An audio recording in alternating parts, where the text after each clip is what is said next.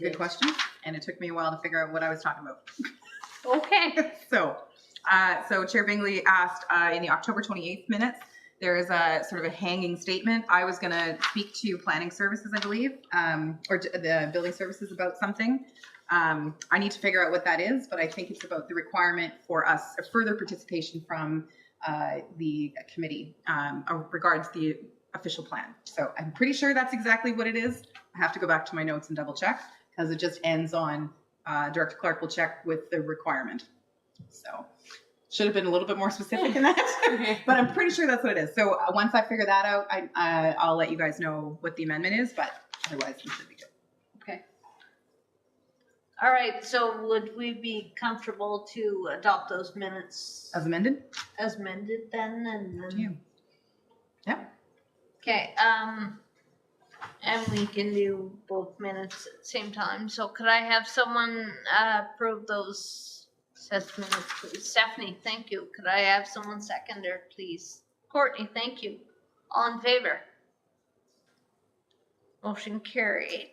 We're actually going to do, if you don't mind, too. So that was for the 28th, and then for the July 23rd, we have another. Oh, we do have something on the 23rd. Okay. So I don't have any changes, but we need a motion for that as well. All right, so could I have a motion for the July 23rd then? Courtney, thank you. Could I have someone Heidi, thank you. Seconding, and all in favor? Yep, motion carried for that as well. Thank you very much. All right, we will move on to disclosure of monetary interest. Is there anything that people would like to disclose? Seeing none, I have received clarification. We have no delegations this evening. They're not able to join us. They will at a later date. So we'll move right into our priority issues. The first one being a review and endorsement of the accessibility advisory plan. So Director Clark, would you like to make any comment before we make that? Just so I appreciate everybody's commentary from the last workshop that we did and your patience with me. I jokingly say I'm going to get my life together and then finish these projects. Since that probably is never going to happen, I'm trying to finish these projects as I can. So I tried to take all of the comments from the workshop and compile them into things that I think are reasonable in terms of what the town can resource, reasonable in terms of what I think volunteers such as yourselves can commit to without overcommitting based on, again, the conversations of the last year and a bit. And also look at the terms of reference, the work plan, and some of the other broader pictures, strategy pieces that we have within the town and try to pull it all together. What I think I really heard was that we'd like to do something tangible annually, whether that's, and that I think the discussion was some sort of forum. I think that's entirely possible for us to do. So I've included that within this document. The intention, excuse me, is that this is a guide, but will hold the town accountable to ensuring that the town as an administrative organization remains steadfast in its commitment to accessibility and to including it in all layers of what we do.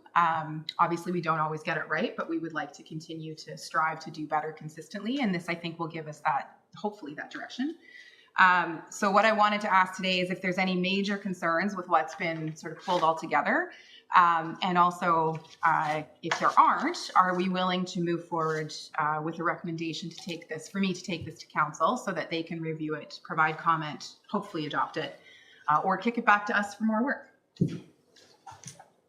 which of course council would never do. Of course, never. I wouldn't, but council. Yes. Council might, mayor might not, but. All right, so did everybody get a copy of said plan? Is there any questions or comments before we make that motion? No, seeing none. Okay, so we will make a motion then that it be endorsed to go to council as presented. And so could I have someone move that motion, please? Courtney, thank you. Could I have someone second? Stephanie, thank you. Okay. All in favor? Right on. All right, so that motion is carried. We will take that to council then. And I will report back from what council says. I'll try to get this on a fairly quickly on an upcoming agenda. And if there's any comment or feedback, then I'll actually let you guys know when when it is coming forward, so that if you want to participate and sit in the gallery, you can. So, or storm the castle, up to you. Really, whatever you want to do. I'm storming the castle. Why not, right? Why not? Thank you. All right, so that wraps up that priority issue, I think. Thank you for your work, Director Clark. And we will move to priority issue B, which is an update on delegation invitations, and Director Clark will fill us in there. Okay, so as I was going through the minutes, I noticed that I had been asked to do a couple things that I had forgotten to do. So I followed through on that. Namely, I've reached out to On Track. I actually I need to reach out to them. So that's still a pending invitation. But Lanark Transportation, the Chamber, and the DBA have all expressed interest in participating in some way. So again, they want to come as a delegation. They've accepted the invitation to come as a delegation. So we're just refining when that will be. And if you have any specific questions that you want to ask of them, just let me know, and maybe just fire me off an email in the next week or two if you could, and then I can prepare them just a little bit. And so everyone seemed really keen and wanted to participate and get to know the committee a little bit. So I was pleased with the feedback, and I sent it to the wrong email for On Track. I had the incorrect contact, so that's why I have to resend it. So, and then I just didn't check my inbox for a couple days, so didn't notice that it was bounced back. So I'll follow up this week on that and let you know in the next meeting. So much. I'm sure. I wonder if if we have a delegation from On Track, if we should have one from the Adult Training Learning Center maybe the same night. They seem to really fit together. And I know recent discussions I've had with On Track, they are having more and more sort of, how do I say it? I guess more and more training opportunities for people who maybe have not been employed, who have been on ODSB and are getting the opportunity to move into an employment. And so I think those two organizations work together, I think, to try and help people, prepare people for employment. So I think it'd be good to hear from both. Sure. Okay. So we'll make note of that and perhaps get them to come as well. Okay, perfect. And that's it. And I think, is there any other questions or comments on said? No? Seeing none, so we will move on to correspondence items, of which there are, C, the article. C. 7C. Oh. The article. We want to talk about the article now, so Stephanie, I'll let you take the floor on that. She sent me an email with regard to an article about the accessibility at the library, so I'll let her fill us in there. Thank you very much, Lucy. I apologize for the short notice on that, but it was just something that I really thought we should discuss here because it is an issue that we have encountered before.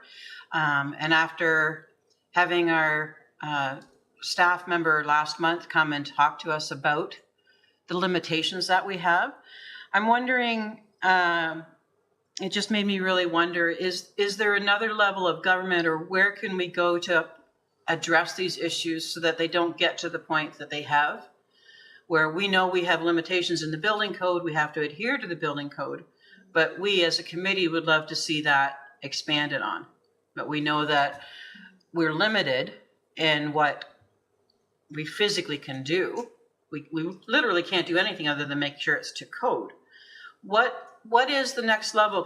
Is there a way that we can possibly have a committee put together to go as a delegation to other levels of government to try and express our concerns about having issues that these citizens of ours have encountered? That's a great question. It's a wonderful question. Mayor Panko, do you want to? Well, I guess, and I'm looking at this in two ways. There's from with regards to the limitations of the library, it meets, as I understand it, Stephanie can speak to it more, AODA requirements. And I would presume, I mean, a full elevator could have been put in there instead of a lift, which would have been more accommodating, but the cost would have been significantly higher, and it would probably impact the heritage elements. Yeah, there was discussion in the Yeah. article about possible damage to the structure itself if they were to attempt to physically. But I also appreciate the reality that unfortunately it does not accommodate people with certain, I guess, a larger chair that just doesn't fit. I had someone else mention to me, well, is there a way of making modifications on the ground floor to enable a person in a chair that size, that length especially, I guess, to maneuver, another removable wall or something to maneuver into the lift? Because in talking to the individual, I think he believes he'd be able to get in, if you get in the lift, you'd be able to go up through it, but it was a matter of not able to navigate the chair into the lift. Yeah. So maybe I'll come back more on the other, when it comes to delegations, but I'd have Stephanie comment more on Sure. this. And I think just to be clear, I don't want to speak on behalf of the library or the library board. And I know that they've talked about this as well, because this was brought up to them at the close of the renovation. And I think without speaking on their behalf, I would say that we are guided by legislation. And as I think you make a really good point. Where else can we go? Because what will guide our decision making is sort of twofold. Is it accessible? And we trust that the legislation allows us to create spaces that are accessible. And so we have to follow that, and we should be following that. And so I think what we need to be very conscious of is that if that is not accessible for most people or all people, or it's not all encompassing, then we need to lobby that to change. The legislation needs to change so that we then can follow it. I know there's added layers, and I won't speak to the heritage component because I'm not super familiar with the engineering that would be required, but from what I understand, it would require entire reconstruction. At this point, and again, this is not coming from the Public Library Board, this is just an observation, it comes down to the point of saying, does this make sense then to keep the library here? If we want to make it truly accessible for everybody, are we in the right building? It's a beautiful building. I'm not suggesting we should move, but if it's not accommodating the people it's supposed to, should we look at something else? What else is out there? I don't know. This is just a high-level conversation. So I think we need to be able to balance realistically, because if we're going to spend another $2 million, that's the figure I just made up out of my head, $2 million or more to build an elevator, why would we not put that to a space that we don't have to reconfigure, we don't have to damage the heritage, we could create something that's different and new. I also understand that money is in short supply. So I think it's about having those conversations early, having them more regularly, and having them, I think, more openly to ahead of the game. And I'm not suggesting that anyone's done anything wrong, but I think maybe this is an opportunity for us to, as a community, say, how do we want to engage with people? How do we want them to be involved in our spaces, in our public spaces, in the third space, because the library is such an incredibly important space for so many people. So I think, without speaking on behalf of the library board, I would, I think what they're coming from is that they followed the legislation and they did the best they could with what they had, finances, resources, physical space. But maybe the solution is to actually think differently, and maybe it's not keeping that space there. I don't know. And I don't want to start a firestorm by saying that. Oh, and that's it's like, whoops. We understand now more clearly after last month. I definitely personally understand more how we are restricted in what we can and can't do. My concern is, how do we help in the future to prevent these things from happening? Because I know there are a number of people whose wheelchairs, simply, we have width requirements that are mandatory, but there's a number of chairs where they can just barely get through. It's not a matter of can they get through. They can, but the limitations and the restrictions that they have in being able to carefully access that building, even with those doors, they're still too narrow for a number of people. Mm-hmm. And I would just, ideally, I would like to be able to snap my fingers and be able to have a 4-foot wide door so that everybody and anybody can access it. But we know that there are a lot of restrictions. And this is where, after reading this article, I don't know if we actually officially mentioned it. It was Inside Ottawa Valley on November 19th of this year that the article was written. And, you know, like I want to be able to push it. I want to push those buttons. I want to be able to get to the point where someday we don't have to have these situations where there may always be a money restriction, but there should never be an accessibility situation. Mayor Panko. Yeah, we discussed, not specifically to public buildings, but we discussed this with the Housing Task Force, 2019, 2020, somewhere in there, because the building code itself, while it will create barrier-free units, and it will compel a developer within to provide, I think it's 15% if you're over a certain number of units, to be barrier-free. But that doesn't mean, barrier-free doesn't mean it's going to work for, or to accommodate everyone's needs. Mhm. And so you maybe can get down the hall and get through the door, but perhaps, and Courtney, you talk about this more than I can, the kitchen counters might not be the right level, bathroom may not be suitable. And that's the way the building code is. And we discussed at the time, could we compel builders to go beyond the building code to accommodate the needs of people in our community? And the answer was no, we can't, because the building code prohibits us from going beyond that. So from a point of lobbying or advocacy, that's one that I think that we could tackle and could seek support for, because the reality is that there's a lot of people that are living in homes that really don't work for them. And Madam Chair, I'll turn it back to you. I don't know if Courtney wants to expand on that, but that's the challenges that we have faced when it comes to current code. But I also not too confident that the current government is going to say, sure, we will put more. They would probably not want to put more demands on builders at a time when they're trying to get more homes built, and it's just not happening, right? Courtney, if you'd like to weigh in.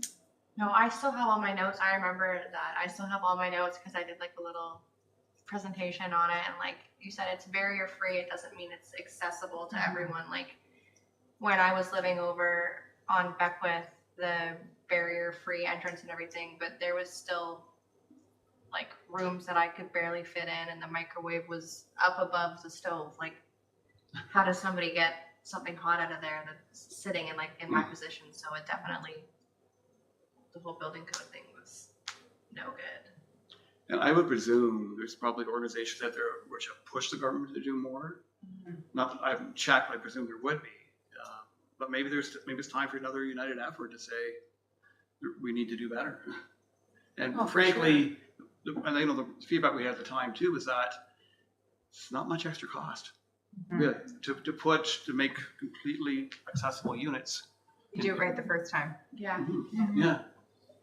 Well, and then I think too, it's a matter of lobbying, like the provincial government, where there were standards that were said that had to be completed by a certain time frame. But there's no step to ensure that this is happening, right? There's no enforcement rules. There's no laws that were put in place to enforce what they had said needed to be finished. Other than the building code, and if someone does a renovation, Right. in a commercial or public building, then they have to make the suitable accommodations based on the code. Yeah, and it's very frustrating to know, something is stated, but there's no enforcement for it. And I had a conversation today at one of our businesses that, they had to make sure when they had their facility done that the washroom had to be accessible. But they have stairs in their building. And there isn't physically anything they can do at this point to make their building accessible. Yet how can we have a building code that says you must have an accessible washroom, but you don't have to have a law that says you have to make sure that somebody can get into the building? So they can use the washroom. Right? Like it's very frustrating because they want to be able to serve everybody, but there's so many limitations with how they can deal with things, because a number of them are dealing with landlords who do not want to accommodate these situations. They don't want to put the money into their buildings. And I think it's just a big lack of enforcement. And I strongly feel that something needs to be done. And if there are committees out there that are pushing the governments, I'd love to know more about those agencies to be able to,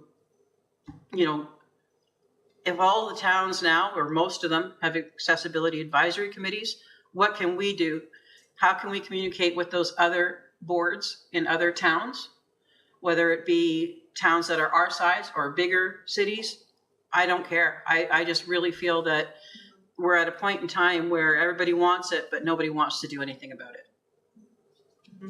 So if I may, Madam Chair, if somebody, or all of us, if somebody can do some checking and see what advocacy groups are out there, what work or maybe are they doing, and they probably become a virtual delegation some evening and give us some guidance, and if there's something we can do to our support or advocacy or what we can do.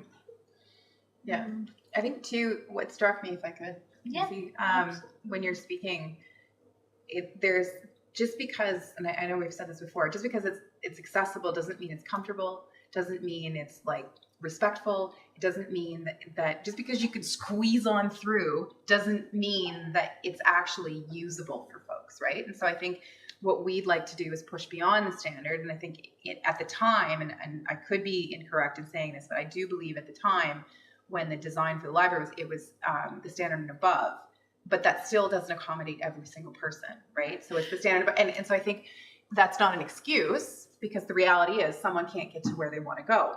That's a barrier, and so therefore it's not barrier free for them, for that individual or those people.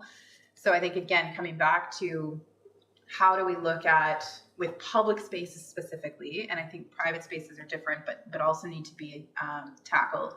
With public spaces, when we do the design, are we looking at retrofitting? Because is it a square hole and a round peg, or what are we trying to do? Or does it make sense to do something else entirely? And I don't know that we often make that leap, often because it's very expensive. But I think we have to at least explore it when we're talking about, and encourage people to explore it when we're talking about new public spaces.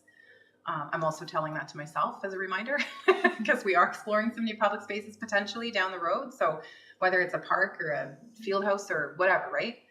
So I think, it's all well and good for us to do the hand wringing and say that this is really unfortunate and that it sucks ultimately, which is all true, but it still doesn't get that individual into our space. So. And I think too, the article is an excellent prime example of how disabilities are not just physical. Mm-hmm. The one person in the article addressed the fact that they could get into the lift, but then it triggered an invisible disability of claustrophobia because it was so tight, right? So, I mean, it's not just, as I have stated, not just physical. We've got to look at those other things that can be triggered. And we're always going to struggle with the money issue. We all do. Every level of government, every project we take on is always going to be something, and there's only so many grants that are available. But if we don't start pushing the agenda in the right direction, nobody's ever going to continue to push forward and start making those grants available and accessible and coming up with new ways of funding these particular projects. Mm-hmm. Well, I thank you for your bringing that forward, Stephanie, and making some excellent points, and Mayor Panko and Courtney for weighing in as well. Wonderful points. And if we can reach out and see if there's something that other places are doing that we could get on board with or mirror, I think that would be great if we can do that. I'll leave that in Director Clark's capable hands. Just one hand right now. Just one. Capable hand. Well, that's very capable. All right, so I think that wraps up our priority issues. There's nothing, no one's thought of anything? No? All right, so we will move on then. We have no correspondence items this evening. As well, we have no in-camera issues. So we will move on to discussing our next meeting date. Do we want to have one in December or? It's up to you guys. Not that I don't want to see you, but I know December is extraordinarily busy for most people. So, I would motion to adjourn until the new year. I would appreciate that. what do you think? We can, Okay. we can defer till January if that's what works for people. 13th, 20th, 27th? I'm Are you around the 20th? free on the 20th, yeah. Okay. Does that work? As far as Gives you I know. guys some time to know? Not for me. Not for you? Hey, don't let me impact anyone else's plans. It's up to you guys. If you want to let him off the hook, that's fine. It's up to him. Might I suggest maybe send a poll Okay, I can do to that. see which day would work better? Okay, Doodle poll would be, done. Okay. All right. thank you, so I'll let that lie as a doodle poll will be sent and encourage everybody to get that response in as soon as you can. So I think that wraps up our proceedings for this evening, so we can adjourn if everybody's all right with that. Yeah. Okay, so could I have someone move to adjourn, please? Heidi, thank you. Could I have someone seconder, please? Courtney, thank you. All in favor? All right, we will carry the motion that the meeting be adjourned at 6:36 p.m. and stand so adjourned until the next duly called Accessibility Advisory Committee meeting. All right. And I will